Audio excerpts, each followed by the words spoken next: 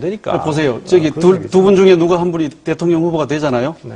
나머지 한 분이 함께 책임을 지면서 그 선거를 끌어나가야 되고 또 선거 이후에 대통령이 되어 승리를 한다면 실제로 정부 운영에 함께 책임을 지는 그런 약속을 지금 하고 있지 않습니까? 왜 그런 약속을 하느냐 하면은 이게 포지티브성을 만들기 위해서 하는 거잖아요. 그리고 그렇기 때문에 저는 이런 교차적 지지 문제는 그렇게 중요한 말하자면 결격 사항이 아니라 이렇게 허용을 하는 것이 좋겠다 하는 것이죠. 그게 근데 그렇게 하면 선거법으로 위험합니다. 후보 사퇴를 조건으로 어떤 직도 제한할 수가 없게 돼 있거든요, 선거법상으로. 그러니까 그게 왜 항상 문제가, 아까 말씀드린 대로 당내 경선 했었으면 돼요. 근데 이걸 안 하고 바깥에서 하니까 선거법도 위험 걸리는 거고, 그러니까 역시 편법이니까 여러 가지 문제점이 터지는 거죠. 그런데 이제 그것은 우리나라 이제 제도적인 결함이에요. 예를 들면 대통령 선거에서 지금 현재 양당 이외에 제3세력에 대한 요구가 끊임없이 나타났지 않습니까? 2002년에는 정몽준, 또 2007년에는 문국현, 지금 안철수 마찬가지입니다.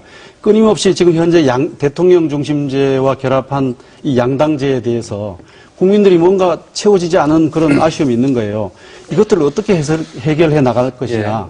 이것이 굉장히 중요한 정치개혁의 과제인데 결선 투표제가 없으니까 이렇게 사전 단일화라는 작업이 불가피한 것이죠. 또 다른 방향으로 가는 것 같은데. 아니 그래서 나중에 토론을 하겠지만 이 단일화 과정의 적법성 문제에 대해서도 변 후보의 문제 제기는 따져볼 필요가 있는 대목이 있긴 있지만 저는 그것은 우리가 앞으로 정치적 진전을 위한다면 바꿔내야 될 과제다. 대표가 언제 후보가 되셨습니까? 아니, 변 후보라고 후보라 그랬습니까? 취소하겠습니다. 저는 계속 언론만 할 겁니다.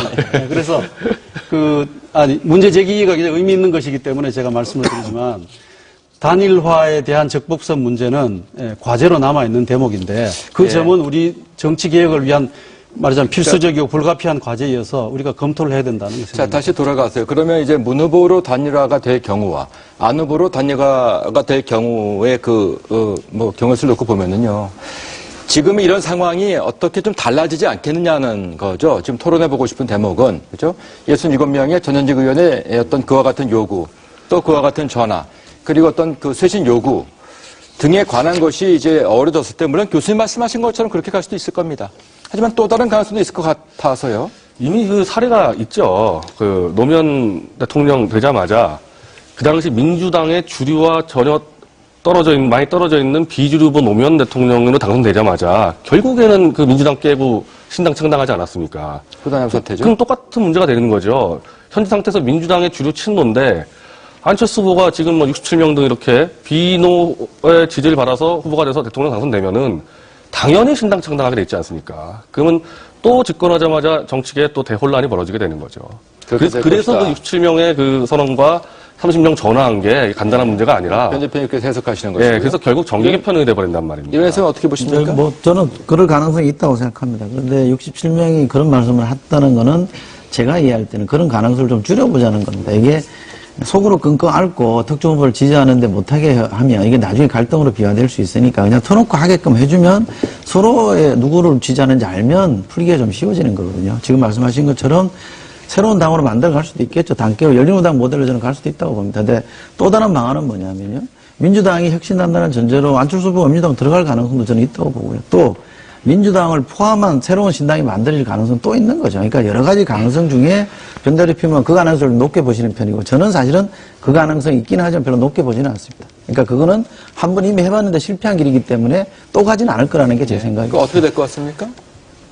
그 모습은? 신당 창당의 모습이 아니라면 어떤 모습으로 가려고 보십니까? 그건 저는 둘 중에 하나가 남아있다고 보는데요. 지금 이제 국민연대가 확대 발전돼서 민주당이 전체가 포함되는 통합신당으로 갈 건지 아니면 안철수 후보가 민주당에 들어가서 자기 세력을 끌고 들어가서 민주당을 흔히 말하듯이 더 크고 새로운 민주당을 바꿀 건지 둘 중에 하나를 선택할 거라고 저는 보는데요. 안후보로 단일화가 될 경우에요. 그렇죠. 그렇게 된다면 저는 후자의 가능성이 더 많다고 봅니다. 제가 보기에는 만약에 문 후보로 단일화가 이루어진다면 민주당 체제 내에 안 후보 쪽 입장에서 들어가서 이제 같이 정치 활동을 하느냐 아니면 제3세력으로 남느냐 하는 그런 선택의 여지만 남아 있으면 될 것 같아요. 그런데 안 후보로 단일화가 되면 문제가 상당히 복잡해집니다. 우선 안 후보로 단일화가 되면 제1야당인 민주당의 후보를 결국 하여간 얘기를 어떤 식으로 갖다 붙인다 하더라도 표현이 무엇인가 하더라도 야당이 127석을 가진 야당이 대통령 후보를 못 낸 겁니다. 따라서